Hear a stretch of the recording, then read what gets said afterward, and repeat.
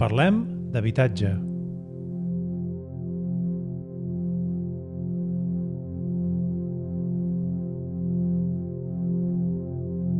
Reculem un pèl en el temps i mirem d'on venim.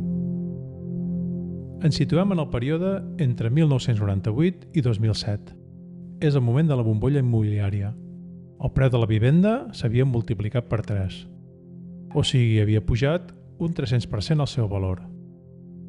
Mentre que el sou mitjà d'un treballador només va augmentar un 30%. Així doncs, com es podia comprar una vivenda? Gràcies a l'endeutament. Aquí apareix el nostre amic el banc, que ens ho posa fàcil. La bombolla immobiliària peta. La població viu a crèdit. I amb tot això arriba el 2008. Esclata la crisi. Sobre la població hi ha una càrrega de retallades laborals, acomiadaments, endeutament, desnonaments.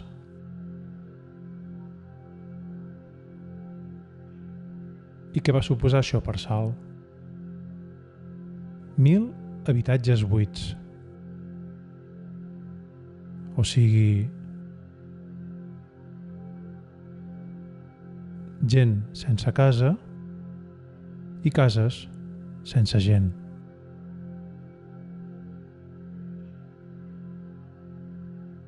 I quina va ser la resposta de l'administració?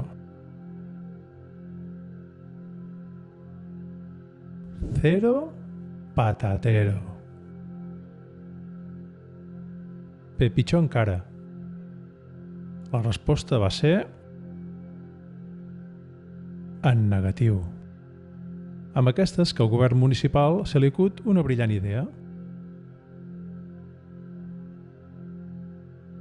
Canviarem la fisonomia del barri centre. I què devia voler dir això? Podria ser no aportar solucions al problema? O bé deixar famílies al carrer? O potser oferint els pocs recursos que gestionaven en base d'un barem de color de pell? Tu sí, tu sí, tu sí, i tu no. No i no. I amb tot això hi sumem el liberalisme del lliure mercat que hi va posar la cirereta. Es prioritza el capital i no la funció social de l'habitatge. I l'habitatge és un bé d'especulació i no un dret.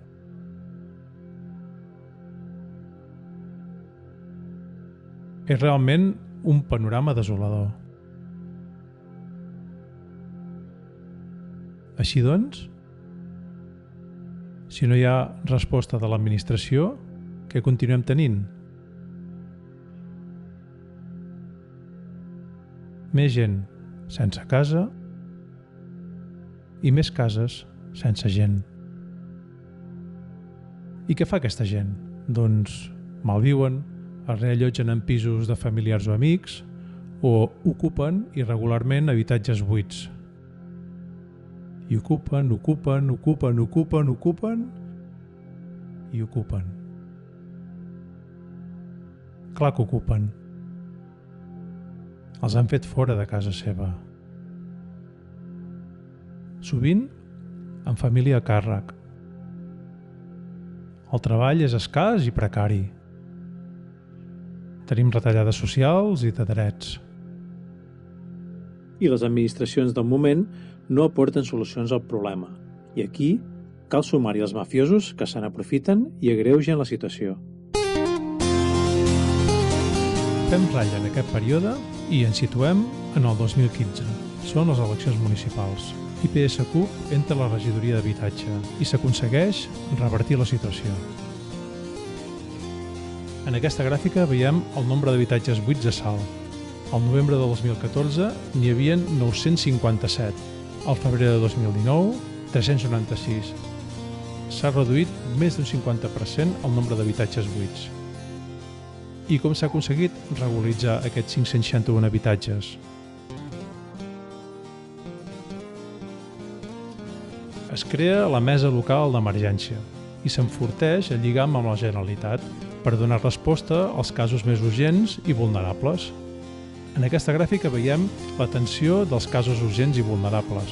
En el període 2013-2015 veiem que pocs casos urgents es van atendre. Què passava aquí? Que no hi havia casos d'urgència? O és que potser no es volien veure? Es fa el mateix amb els bancs, perquè posin pisos buits a disposició per crear lloguer social, així com es va fer amb el Bloc Sal. Es fa compra d'habitatge públic, comprat amb la Generalitat, i l'administra l'Ajuntament. En aquesta gràfica veiem el nombre d'habitatge públic a Salt gestionat per l'Ajuntament. En el 2014 hi havia 30. El 2019 el parc d'habitatge s'augmenta fins a 130. I aquesta feina per què ha servit? Els pisos habitats per les gairebé 1.000 famílies que varen ser expulsades de casa seva, més de la meitat s'han regularitzat i tornen a fer la funció d'acolliment i refugi familiar que els hi pertoca.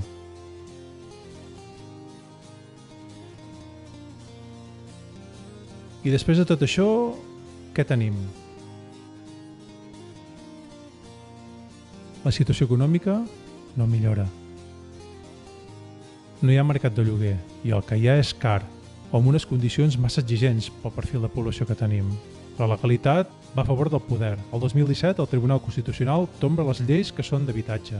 Hi ha una venda d'actius a fons voltor i encara dificulta més l'accés a un habitatge digne.